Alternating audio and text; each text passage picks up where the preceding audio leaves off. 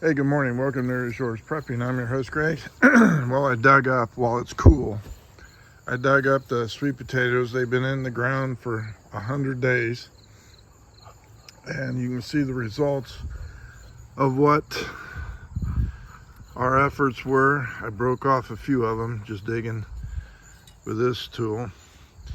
But that's not bad considering the size of it. Now, I do have another sweet potato bed up front, which I'm hoping will do much better, but this is a cattle watering trough. I don't remember the dimensions. I got it at Tractor Supply, so I planted some slips in there, and this is the result of a very small bed. And again, we're limited on space. This is just backyard gardening, but I certainly will take this effort and add it to the harvest of potatoes. I don't think it's bad. At first I was kind of disappointed. Some of these were right on the surface, like this one was right on the surface. But as I dug down deeper, these were at the very, very bottom of the watering trough. And after 100 days, you're going to start getting insect bites and diseases. So I wanted to make sure we had a good crop to take inside and let dry out in this heat before we take them inside. I'm not washing them. You don't want to wash these until the dirt is dry, and then wash as needed when you take them inside.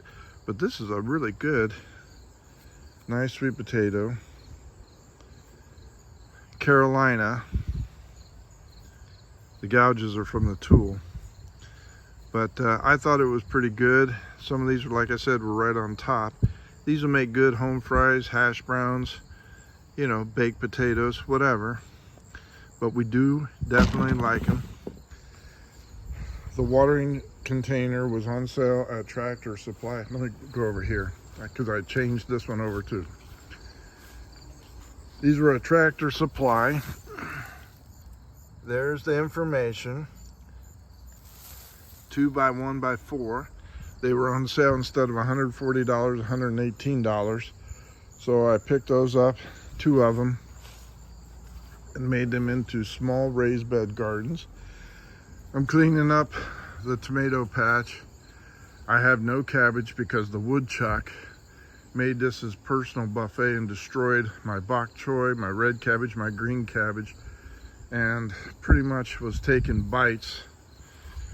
As you can see, taking bites out of the beefsteak tomatoes and moving on. He's gone. He's out there in somebody's soybean field eating 5 pounds of soybean a day. But it's time to start cleaning it up and getting ready for next year's planting. But I wanted to get these out of the ground. There's old Pup. She's got to be in everybody's business.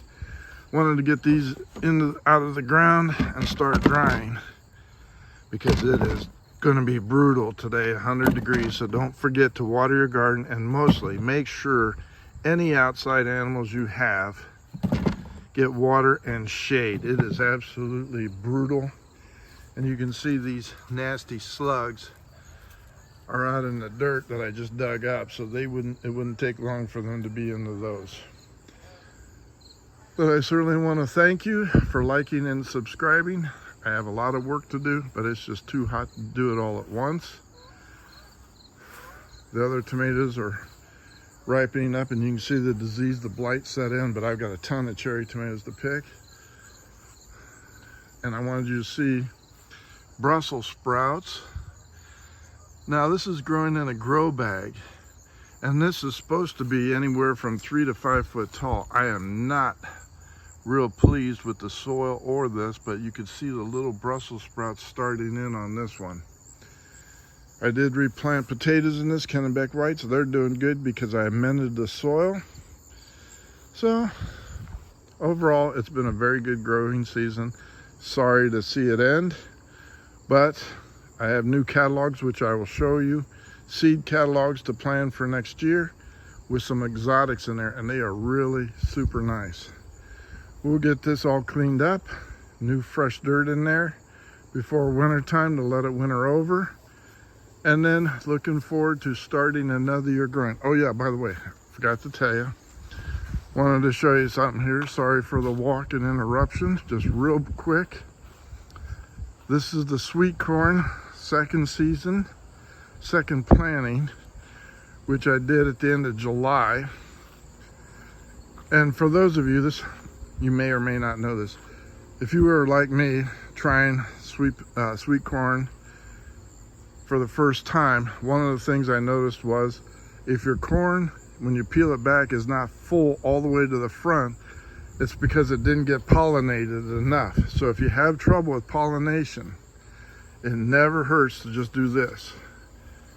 And if you see that, you'll see pollen coming off. Hope that shows up. You'll see some pollen coming off. That will fertilize what the insects and wind doesn't get to, and you will have whole cobs of corn, sweet corn, and you can see, I hope, the pollen coming off, and you can see that right there. But when these tassels start like that, just give them see all the pollen coming off of this one, and that'll fertilize the plants down.